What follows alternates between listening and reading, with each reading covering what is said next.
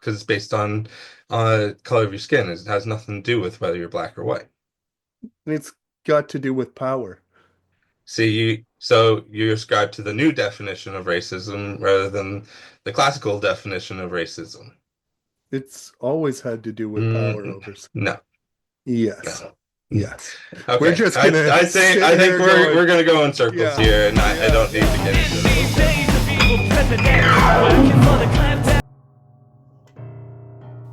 I'm Colin Burrows, and this is Woodstein Media Podcast, Season 2, Episode 2.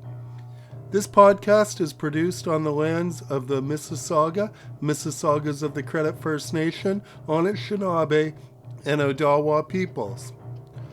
On this podcast, I chat with James Montgomery, the new Blue candidate for Perth-Wellington in the 2025 Ontario election. This has been a snap election, and it will be over by the end of the day on February 27th. So, Ontario, get out there and get voting. We chat about healthcare, education, harm reduction, transportation, and what he means when he says more bang for the buck. The talk turns to changes in our relationship with the United States and how they might affect our provincial politics. He also attempts to explain how diversity, equity, and inclusion automatically paint white, middle-aged, heterosexual Christian males as oppressors, when critical race theory spills into Canada from the United States. In this, he incorrectly defines racism based on New Blue Party doctrine and not the established meaning wherein one group of people have an inherent superiority or power over another based on race. This discussion goes nowhere. As I said, this is a snap election. It might be over before some of you know it's happening. For where and when to vote, visit elections.on.ca. Election day is February 27th, but you can vote every day up until then. This podcast and Woodstein Media are independently produced journalism. You can support them through Patreon or by donating through PayPal at woodstein.ca. That's WOOD-STEIN.ca. Thanks for your interest and support. If you enjoy this podcast, you can support it by listening to more episodes and liking, sharing, subscribing, or reviewing them. This is very helpful and appreciated. The way I'm doing these, I'll qualify it right from the start. It's a conversation, and I am a voter in the area you're running. So Mhm. really, I've got a list of concerns I have and issues that I'm interested in, and Absolutely. treat me as much Mm. like an interviewer as a constituent you want to win the vote of. For sure. Okay. So that said, we can Mm. get going. Introduce yourself, your party, where people can vote for you, when, get all that out up front. For sure. So my name is James Montgomery. I am running with the New Blue Party of Ontario. A little bit about myself. I have spent a little over a decade, about 13 years now, in the Army Reserves, serving Canada, mostly in an instructor capacity training Army cadets, mostly in Clinton, Ontario, but recently have been transferred to the Stratford Corps here, which was a whole lot less travel for me than going to Clinton every week. Outside of that, my civilian job, I work in the auto manufacturing field. So at one of the factories here in Stratford, Ontario, I've worked my way up from the plant floor, from a worker to what you would classify as a lead hand. They call it a leader tech, to a supervisor and into a training role within management to make sure things are getting done the way they're supposed to, and all of our compliance training and stuff like that. As for the New Blue Party, we are pretty much a new party. We came into existence for the 2022 election, and we just want to be there for those people who feel that the other parties have left them behind ideology. I just forgot that word. But for those that don't feel they are represented anymore, and then you can always vote at the returning office at 107 Erie Street until the 26th at 6 p.m. After Yeah. that, it's election day on the 27th. Yeah, It's pretty tight. absolutely. It's been a tight, like, it seems like was just announced, and now we're going to the polls.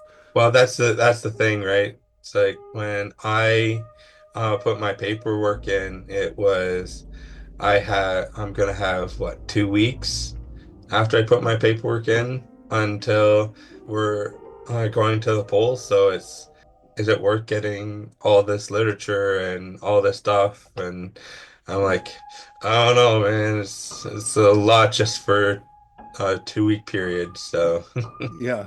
The deadline's looming already with this one. It's like, and that's the other thing. This election period has been through one of the stormiest winters we've had recently. It's like, it's, absolutely. So I know a lot of people have said like we don't normally have elections during the winter almost for this very reason. yeah, And it's interesting going around to putting signs up because it's when do I put them up? Because it's always snowing and then they're just going to get buried either under falling snow or or the snow plows the push it. snowplow Yeah. exactly. So Let's move away from the weather and sure. get into the issues. Healthcare, like we've been seeing hospital closures in my area. We'll start there with healthcare. What would you, and if New Blue got in, what would we see done about that side of healthcare? So, one of the things, if I was to be elected, I would like to see is them rehiring their nurses and healthcare workers that lost their jobs as a result of the COVID-19 mandates, or just really burnout from the COVID era. This policy would immediately help deal with staffing shortages which is one of the main problems that we faced by our rural hospitals. It's led to ER closures here in Stratford, as well as in other areas as well. Now, you mentioned the people who lost their jobs because of burnout. Mhm. What are we going to do to get them back and convince them that there won't be more burnout? Because Absolutely. We have to make the field. It's just like teaching. We got to make the field more attractive to them again. There's a reason why they got it into it in the first place. So we have to make sure that we make it an attractive place to be again. I can say the same with like the military. Just after the COVID era, there was a lot of people that left there. So you have a lot of the higher end people leaving. So you have a huge gap between senior ranks and junior ranks there. So so with healthcare, with some of that, what made it unattractive, especially with that amount of stress going on, it was that the government we have right now froze their wages, mhm.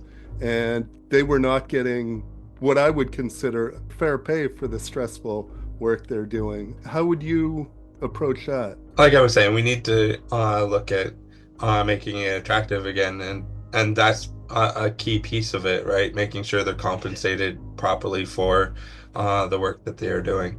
Okay, the other part of healthcare that I want to talk about, because I've seen it spilling out into small towns like Mhm. I live in. It used to be considered a city thing. Drug poisonings and overdoses have become an issue.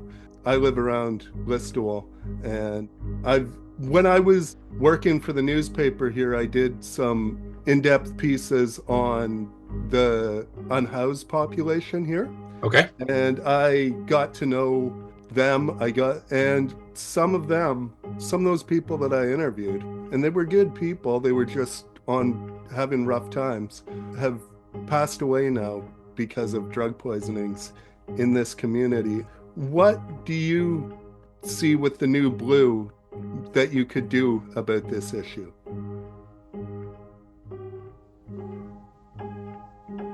Okay, so uh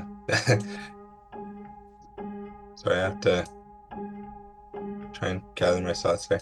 Okay, so it's a complex issue for sure. And I know I've seen a lot of it as well. As far as what I would like to see happen in this area, like Stratford homelessness is on the rise due to our high housing costs and lack of affordable rentals. So in this area, our vacant housing inventory is about 2%. So that puts a lot of working class families at risk of homelessness due to the rising rental rates. So we need to look at ways to work with that, right? Like I want to look at making sure that we're balancing people's needs, but when we talk about rent control, but making sure that everyone's able to afford a house. For drug overdoses and stuff, just really we need to get the people the help that they deserve. Key And to key to that though, and sorry, I'm just gonna finish my thought okay, here, is just they have to I'm a big believer they have to want the help as well. So it's not enough just to have the help available, they have to want the help as well. okay. In that, does the new blue party or you yourself, do you support harm reduction methods that have already been established and there's evidence-based harm reduction methods that have saved lives? And what do you? Um, Sorry. Yeah, just going over stuff, just looking at notes and stuff. There's nothing in the platform that says that we would be opposed to stuff like that. The one thing you may find in there is it says about bringing in private options when dealing with healthcare. So, but as far as, established programs, I would say that I'm not against it taking anything away at the moment, so long as it's meeting the intention that it was created for. Okay, so there's a lot of safe consumption sites that are being Mhm. closed down right now. Would you stop the closures or try to find alternatives where that sort of help might be available, even if it was moved away from, if the issue is that it's too close to like preschools and Mhm. that sort of thing? Would you be against having those offered but away from those areas? Myself, yes. I believe there is something in the platform about safe consumption sites. I think we gotta look at if it is a public good, and I've looked at some interests, some research and stuff like that, but we definitely got to look at making sure that it's just fulfilling the need, like I said, that they're intended for, and yes, making sure that they're away from places they shouldn't be, for sure. Okay. So just to get that straight, you were saying that you have no problem supporting them if they're I, doing. again, as long as they're fulfilling their mandate, so long as they're not not spending people's money in the way that it's not supposed to. Absolutely, I would support that. Education, we've seen many things in Ontario where it doesn't seem like education is getting the funding it needs. There's lack of support for, there is some support for special needs or mental health programs in Mhm. education, and but there's also other financial issues with getting those. The size of classes is getting larger again. Sure. And that takes away from when students need the focus that Mhm. they might have. So, what is the you or the new blue? Um, what are your thoughts on how to give the education that students need? And you already said it. You said teachers need to be. When we were talking about healthcare, you Mhm. also mentioned teachers need to be compensated and it needs to be an Well, attractive job again. I was going to say, let's clarify. I said it needed to be an attractive field again, Okay. right? Compensation may be there. I'm not going to tie myself to that, but Okay. just reinvigorate their desire to teach, right? So I've said at a few debates, I've known teachers that are just disheartened in the field, and this goes not to funding, but they feel unsafe in the schools that they teach. I've heard stories of teachers getting assaulted by students, students getting assaulted by students, and there's nothing that teachers can do about it, right? We have a progressive discipline system in place, and we need it is the platform of the new Blue Party that we're going to bring back the Safe Schools Act to make sure that we are dealing with those kids effectively and making schools a safe place for everyone to be, Okay. right? So how does that act call for discipline for those students? What are you saying to me there? Yeah, I gotta look that up. Not gonna lie, I'm gonna have to look that up in the notes. So, okay, so this it's the zero tolerance policies for infractions like violence, drug use, and weapons possession. So, if you work on those three things, your schools are going to be a whole lot safer than if someone say caught with that and they're given a slap on the wrist, right? Okay. In one of the jobs I'm doing right now, Sure. I've been talking to both youth and teachers, Hmm. and there is, in most schools that I've heard this from, there Okay. is fairly severe, like suspensions and no questions asked suspensions. You don't get a chance to, if you find yourself in one of those positions that, Hmm. like, if you violence, Hmm. drugs, or weapons, Hmm. those kids are getting suspended. How much further should we go? No, so let me clarify. So the stories that I've heard are the exact opposite. The one EA that I know, she left the field for that very reason. She worked in, I believe it was kindergarten, grade one, something like that, and the child had behavioral issues, Mhm, and and he punched and kicked and screamed mhm. and cussed and she sent me pictures of stuff that she had to wear at work, and Mhm. she literally looked like a goalie. I'm Okay. not even gonna lie to you. She looked like a goalie, right? And then there's a high school teacher I know here in town where he says he's witnessed the same student committing acts of violence after being reported and nothing happens to them Okay. except for maybe he has a talk with the principal or whatever. And it's like, yeah, we can see you on camera. They just don't care.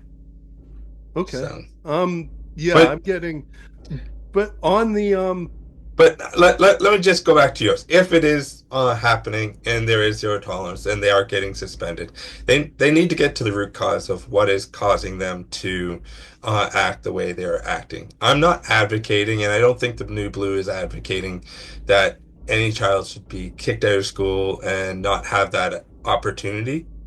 What I'm advocating for is to make sure that schools are safe and that we get to the bottom of why kids are acting the way they are. right? Okay. There are options available, and if the kid does present a problem, then there are other options available. Like if anything, COVID taught us that, right? There are lots of options available. So, And back to what you brought up there, and I know this happens, and I think it's a little different than some of the, like a high schooler being caught for fighting, or mhm, um, it'll come around to what you said at the end.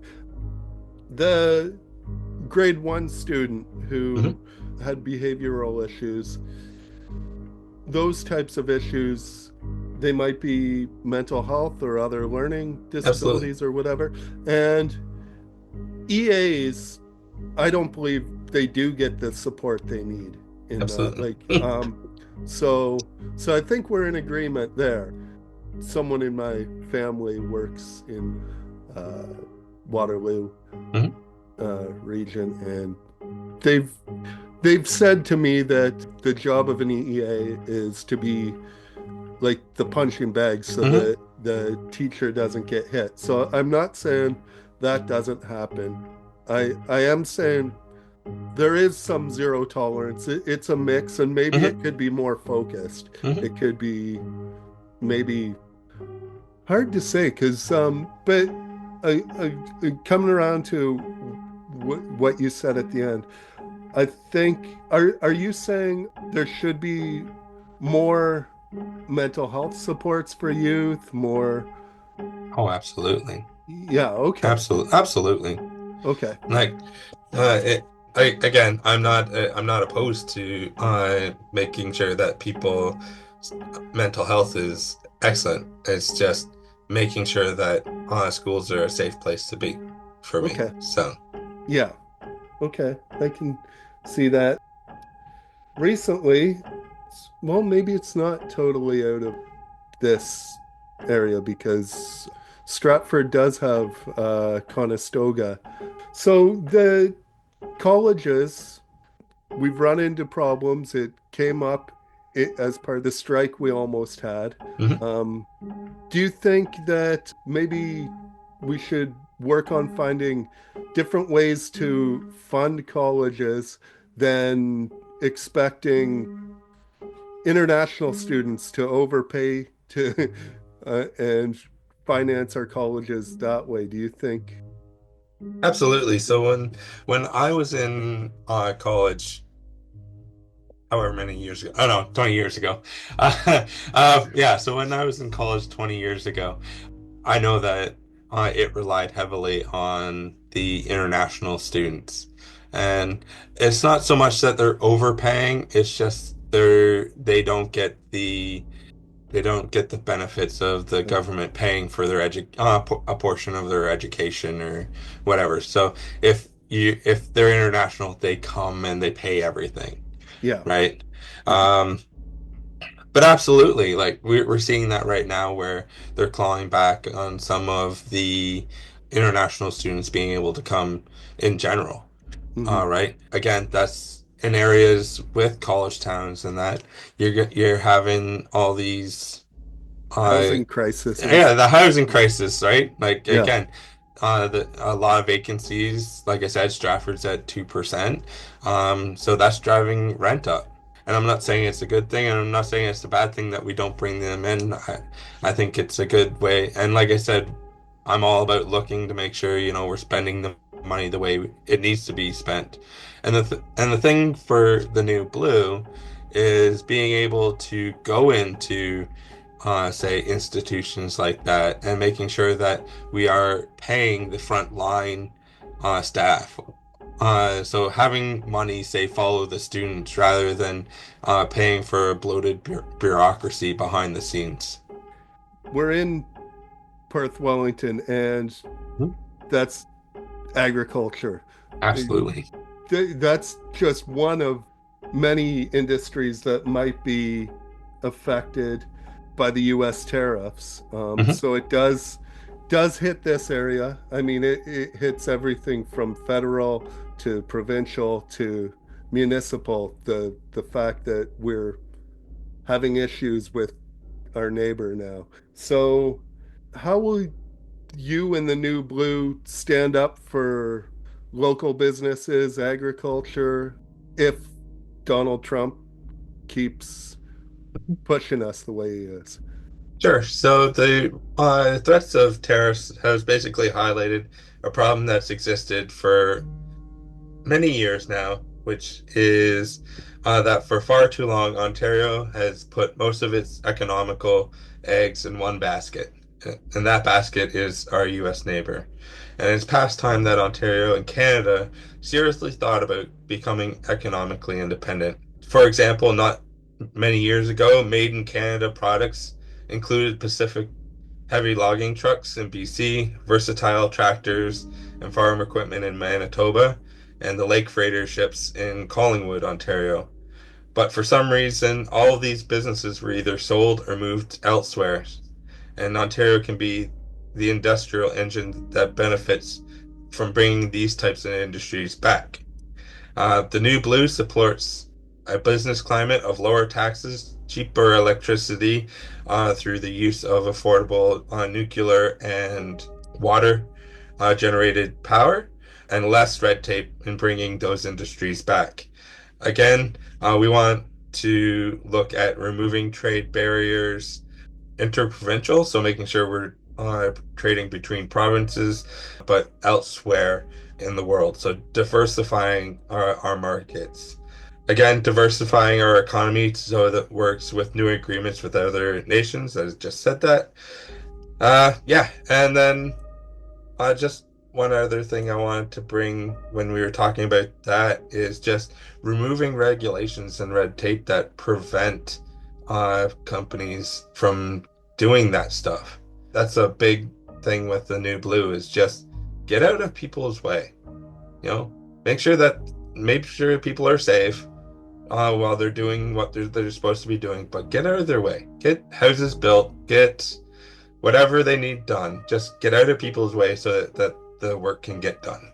Yeah, you were talking about some pretty big things that used to be built here, Hmm. and they now aren't. They've Hmm. moved. So there's things like when I was talking about agriculture, Hmm. there is things that are grown here right now. Hmm. But when you go into the grocery store, Hmm. those same products, especially if you buy processed ones or Hmm. something out of a bag, that corn or whatever you're buying is from Idaho or Hmm. something instead of here. When we make, we're like one of the best producers of Hmm. some of these things in the world. Um, Absolutely. So I was talking recently with some of the agricultural associations around. We were talking about supply management, and talking with them, they said like 60% of our like beef and meat and that goes down to the States it's for processing to come back because our meat isn't when we process it, it doesn't meet their standards.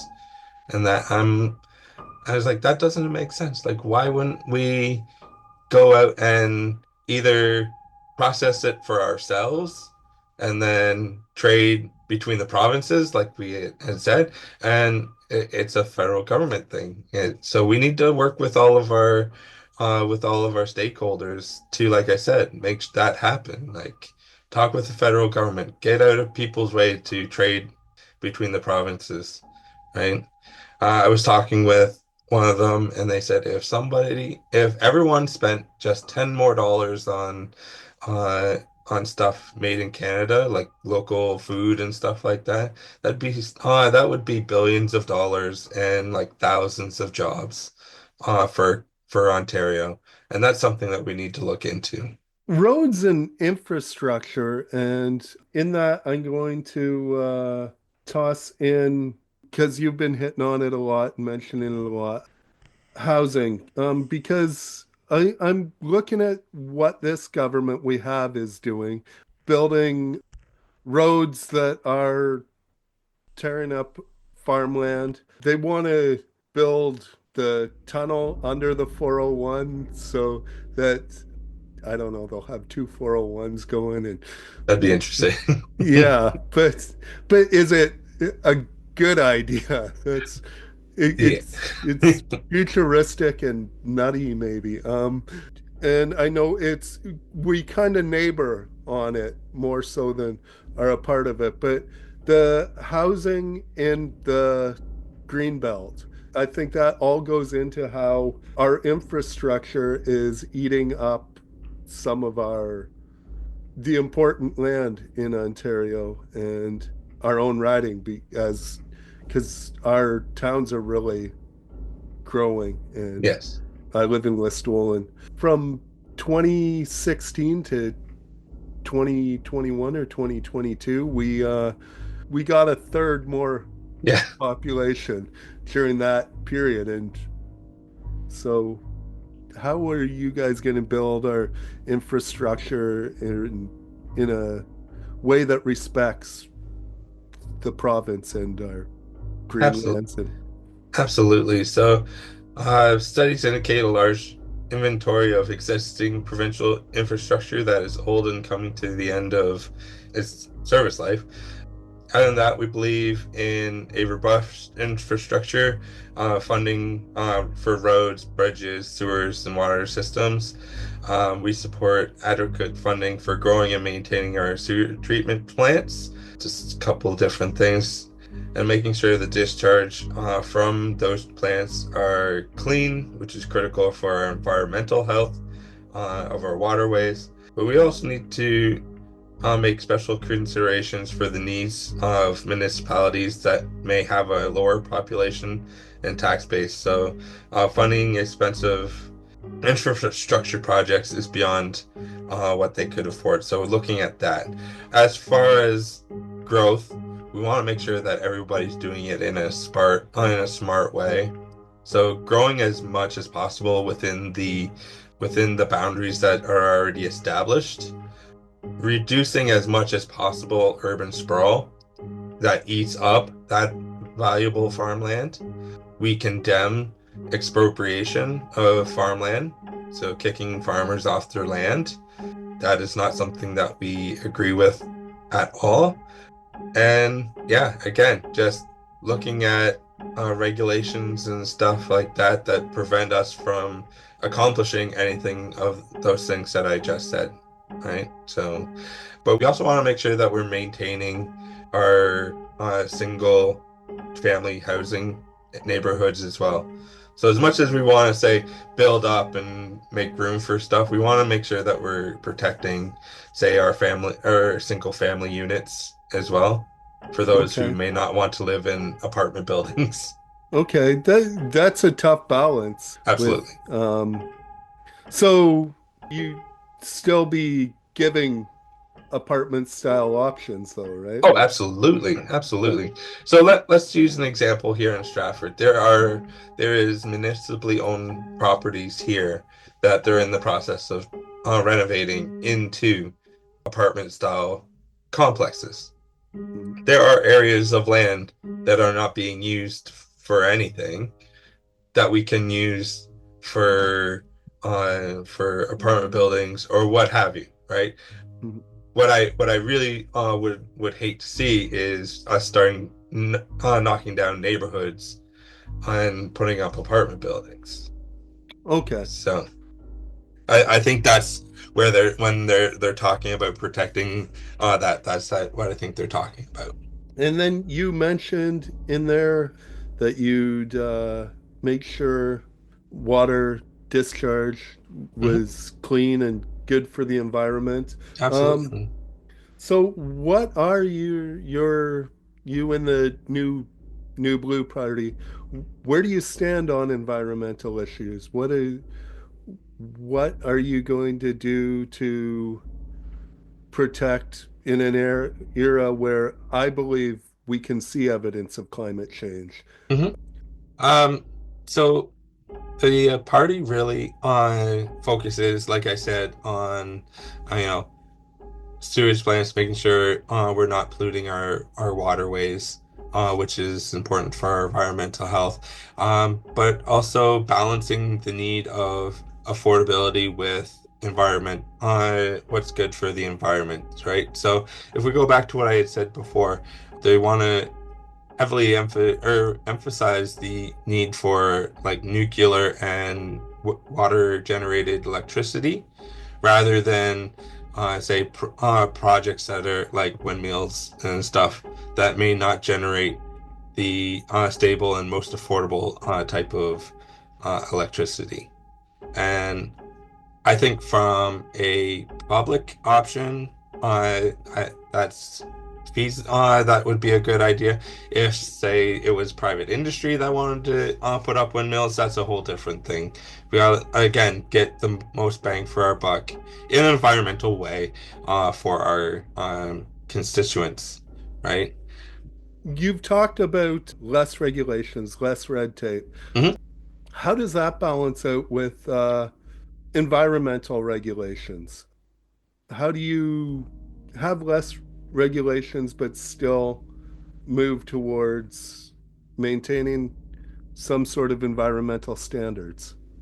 Well, I don't think they're necessarily talking about environmental standards. You could never get rid of those, I would say. I think when we're talking about removing regulations and stuff, we're talking about stuff that actually prevent business from happening, from housings being developed, right? And that could be you don't have the right color pen on this piece of paper, or this has to sit for 2 months while we wait for an inspector to come to make sure that this one thing is done. There is a way that we can approach things that doesn't jeopardize safety. And I think that's what they're looking at is ways to do things that won't just jeopardize the safety of the electorate, but is Okay. more of a hindrance to what people are trying to accomplish. Okay, so you're saying because some of those inspectors come and some of those inspections that are done before a new subdivision goes up or Mhm. whatever, those inspectors come in and do environmental impact surveys and things Yep. like that. So you're saying that you're not for removing those or cutting those No. in any way? No, no. Like I said, I am only for removing restrictions that impede business for this almost for the sake of impeding business, whether that's you know funding somebody's pocket or what have you. Right? It's never anything to do with safety. For me, safety is the first thing you have to think about, especially when you're on the job site. Public transportation in Perth County here, we're losing some of ours next month. We had the PC Connect for about 3 years. And I know a lot of people who it's really benefited them. It's allowed them to it's the one in inside the county that is being Mhm. taken away right now. And I know a lot of people that have benefited from that. It's helped them get to medical things, it's helped them get to Stratford for work. It's really helped them a lot in a lot of ways. And so that's being taken away. There was funding given by the Ontario government. Mhm. They did not continue it. So, would the new Blue Party step up to continue that, or what could we expect that way? So I would commit myself to reviewing that absolutely and supporting funding of things like you said to get people out and around. Again, it comes down to is it achieving what we're trying to do, right? It always comes back to getting the most for our money. I always hate saying that, we don't need services because they're not being used. Somebody always has to use it, but it's how many people and is it economically sound to keep it going, right? So as a public option, I would have to would have to look at that, right? Just if it was a private venture, as long as they want to keep going, I wouldn't have an issue saying, give you a little bit of money to keep your doors open or what have you. In that, I'm checking in to see. Oh, so let's use an example, right? So Stratford had a service. I think it was a Go Transit or something, or it was some service. It came from to the train station and went from here to Toronto and then back once a day or whatever, right? Everybody thought it was the best thing in the world. You could go to Toronto and come back for the day, and ridership at the beginning was good, right? Then at some point, interest wanes, as everything always does. Then when something isn't new anymore, interest wanes a little bit, and then you have to look at, okay, is this economically feasible after that initial interest? So for me, I'm not opposed to transit programs as long as they're, like I said, like a viable for public money, right? Okay. So for myself, and we really haven't talked about this, it's about making sure that we're getting the most for our money. I believe I said that before, but also making sure that we're not going into debt, making sure that we're living within our means, just like we're expected to do. There's only one level of government that gets to essentially make however much money they want, and that's not us. So What level of the government? the federal government, they can print That's not money. how it works. The the federal government can print money, which basically devalues our dollar, or they can create debt by borrowing from other people. But that is technically how it works. Not exactly. There there there's Um, there is there there is I'm not going to get into it. yeah, Sorry. because you're wrong. um, Sure. Yeah, I might be. I might be. okay. I want to go to your most bang for the buck. Hmm. In a lot of what government does, it's there to provide services. It's not a company out to make a profit.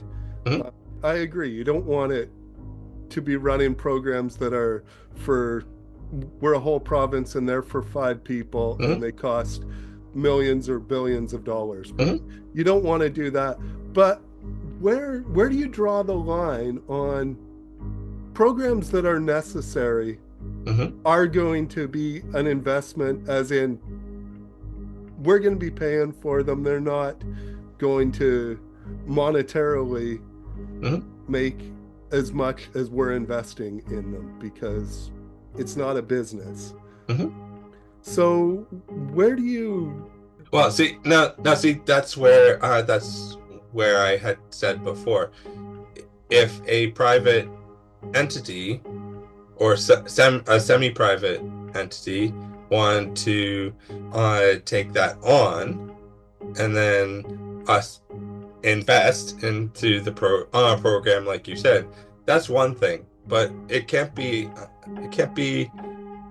I guess, a huge net loss for me. That's my thing. Right? But It can't be a huge net loss. And now when I say net loss, yeah, I do take into consideration the net benefit that they're saying, right? But let's use a way out there example. If we're running a service and one person uses it a day, it's costing us millions of dollars to run this because that's what the company wants us to do. Between salaries and all that, that's what the company wants. They want us to pay millions of dollars, and one person is riding it a day. Is that something that is a good use of the public's money? And oh, that's the way I look at it, right? No, yeah, that's an edge case, and I fully realize that. But that's the what I'm trying to say. For that one person, absolutely. But what about the other yeah, thousands of people that live in Ontario, right? So, yeah. And I already said, yeah, if just a few people are hmm. benefiting from a program that costs millions of Hmm. dollars, it might not be feasible to keep Hmm. that going. But Yeah, I'm just wondering where we consider that bang for the buck when we're helping, especially vulnerable populations. Oh, absolutely. And I'll go back to what I said before. It's a combination of factors. You have to look at your ridership and the net positive of the program, right? Okay. So it if the ridership isn't where it needs to be, but we're accomplishing a whole lot of good for the province, then it's something that's worthwhile investing in, right? If nobody's riding it and we're accomplishing good, then it's still not worth investing in, unfortunately, for that one person, if we go back to my case, right? So, Yeah.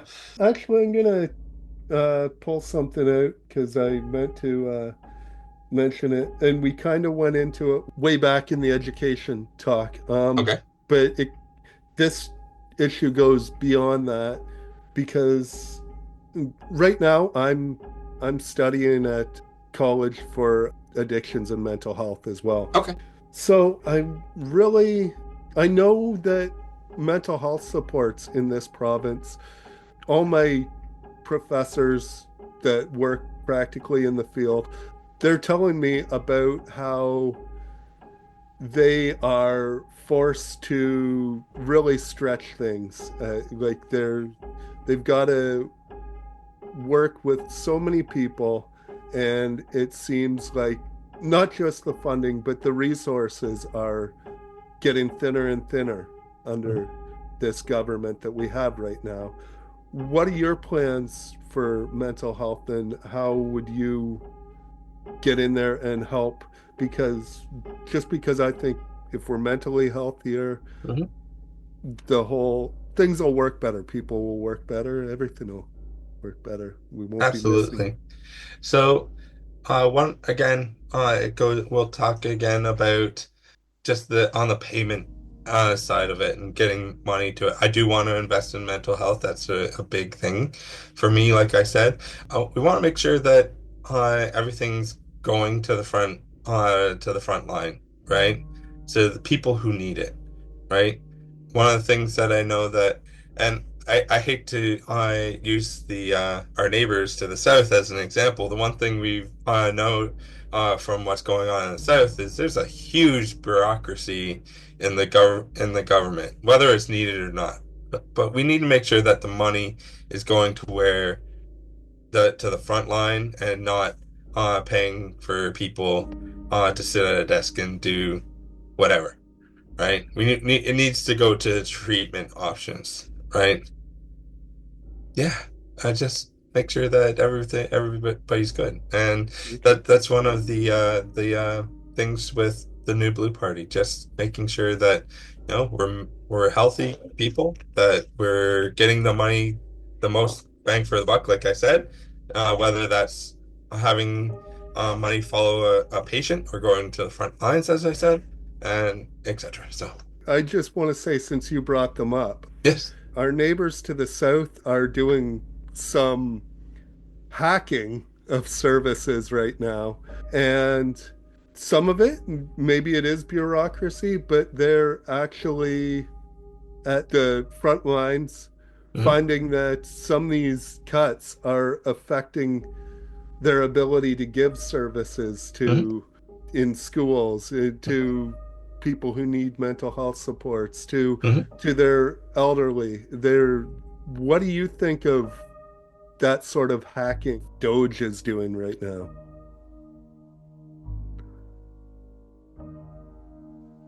Um, I'm going to say this as just because of my position on as a federal employee as myself, right? I'm saying this on my own behalf and not that of my employer. But mistakes are gonna happen, right or wrong, whatever they're doing, mistakes are gonna happen, and you've seen that, and you've seen stories like that come up where they've let people go and they've decided and they found out after, oh, we need those people to come back or whatever, so they turn around and hire them back, right? Sometimes they can't get them back though. And sometimes they can't. But at the same point, you really can't blame them for what they're doing because they had fair warning through the entire election, right? They said, "This is what we're going to do. We're going through. We're going to go through what's happening, right?" So the And so for me, I'm not educated enough to speak to it, so I'm not going to speak to it. But from what I've heard, they're auditing, and they're auditing to see where they're spending their money, how they're spending their money, and then trying to make changes based on that, right?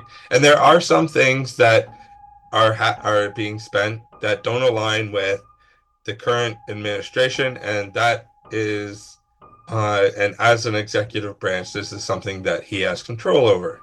So they are changing the way that's happening. okay, can So I yes, it just is. ask, Just go ahead. I'm um I'm rambling. since you kind of brought it up there because this is the biggest thing they're attacking and Mhm. they've said it. What do you think of DEI as they call it? Where do you stand with the New Blue Party on diversity, inclusion, and equality? So the party itself doesn't want it in our schools, stuff like that, right? Myself, I see where they're coming from. At least the Canadian side of it that I've seen, I don't object to, but some of the trainings and stuff that we see from our neighbors to the south, DEI is one of the most divisive things that I've come across. Um, I wouldn't want it taught to my daughter. I wouldn't want it taught to anybody I know because it's just people argue that it's art will argue both sides of it. It's just it's a divisive ideology that we don't need in our society. Really? Yeah. Isn't it just treating people with respect? DEI. You're either an oppressor or an oppressed. If you're white, male, well off, Christian, and it just keeps going on and on and on. You're an oppressor. If you're LGBT, a woman, uh, and all the other side, sorry, I think I messed those up. You're if you're white, blah blah blah blah, you're an oppressor. The other side, you're an oppressed. If you're oppressed, you win. If you're an oppressor, you're bad, right? So it's an automatic game of winners and losers. At least the way I understand it from the American side, and that's something that the New Blue is all about. They want to bring back merit-based everything, hiring, education, everything. Okay. And I know it's an unpopular opinion. I can see it in your face. I just Yeah. I, Um, I don't know, and it's something like I said, so can I ask you straight up a few sure. questions? Since you said you personally, what do you think about hiring trans people in the reserves? So is that all good? As long as they can do the job, they're more than welcome. But here's the thing, you can make things diverse, you can include everybody. You can do that without explicitly going out about it. And again, and I'll say the way our neighbors to the south do things. I think Canada is more diverse, more inclusive, and Hmm. there's more equity in our culture. Sure. So it's already here. And has has it been affecting your life negatively? No, but we also haven't had formalized things that says Oh, we have. X number of X number of things need to be X Y number of things need to be Y, right? So Well, again, it goes back from it's not meritorious. It's not based on merit. It's based on something completely different. And if we haven't had those things, why is it a platform for the New Blue Party? Probably a reaction to the well, I will admit there is some of those trainings coming in from the States. Uh, but it will be a reaction to what's happening in the States and just making sure that we aren't doing teaching divisive stuff to our children. Like respect Now, for different cultures? it's different. There's I'm not saying respect. I'm not saying respect. Okay. That's different. How is respecting people different from expect or accepting diversity, inclusion, and equity? How is that different? How is it teaching that me as a middle-aged white Christian man make me automatically an oppressor and someone who is an LGBT woman of a of a let's call him person of color. How is that on they become the oppressed? How is that fair? But I'm not That's sure. that's so I'm not saying You're that's taking a leap there, I'm not saying I'm not saying saying that. that's I'm not saying that's happening here in Canada. I'm saying that's what we're trying to protect our kids from learning from the U.S. system. Because Um, if you go on YouTube or whatever, you can watch all these different videos of people who say black people can't be racist to white people. Absolutely, they can, because it's based on color of your skin. It has nothing to do with whether you're black or white. it's got to do with power. So you ascribe to the new definition of racism rather than the classical definition of racism. It's always had to do with power over. No, Yes. no. Yes. We're Okay, just gonna I sit think here we're going, gonna go in circles yeah, here, and I yeah, don't need to yeah. get into this. Okay. So Yeah. Okay. No. I thank you for taking the time to talk to me, and yeah. So thank you for doing this. absolutely.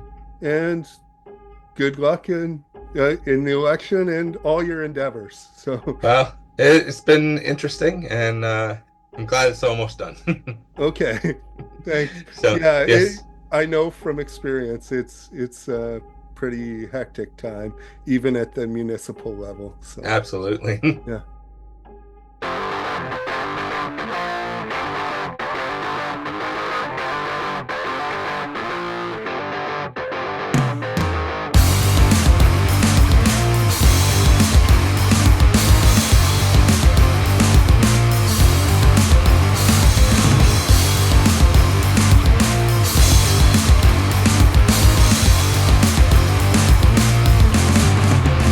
I heard you want your country back. Shut the fuck up. I heard you want your country back. You can't have that. I heard you want your country back. Shut the fuck up. I heard you want your country back. Oh shit, me too. You stole it right out of my hands and pulled the rug right under my feet. I'm Nat Turner meets Nat King Cole, a well-dressed brother with a revolution in my soul. We the people in the street, got the gammons on retreat, and their blood boils over when we speak, so let it be heard. We ain't wasting a scrap when we eat, and when we come for it, then we coming to keep. I heard you want your country back. Ha! Shut the fuck up. I heard you want your country back. You can't have that. I heard you want your country back. Ha! Shut the fuck up. I heard you want your country back. Well shit, me too. I heard you want your country back. Shut the fuck up. I heard you want your country back. You can't have that. The only place I know, stolen right under my nose by ignorant scum, trying to lay claim to a land that ain't theirs anyway. Wait, what did you say? I heard you want your country back. Ha! Shut the fuck up. I heard you want your country back. You can't have that. I heard you want your country back. Ha! Shut the fuck up. I heard you want your country back. Well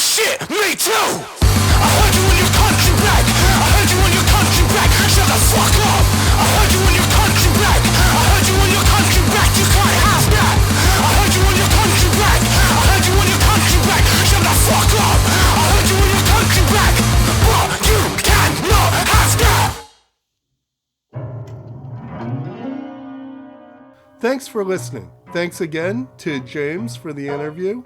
I ended the show off with the song I Heard You Want Your Country Back by Bob Vylan, a brilliant and powerful duo from the UK, from England, from whatever you want to call it.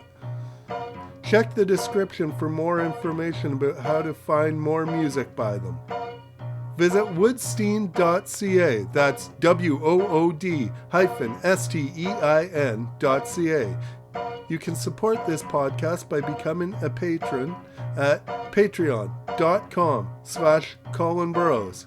There are bonus videos and more for people who support through Patreon.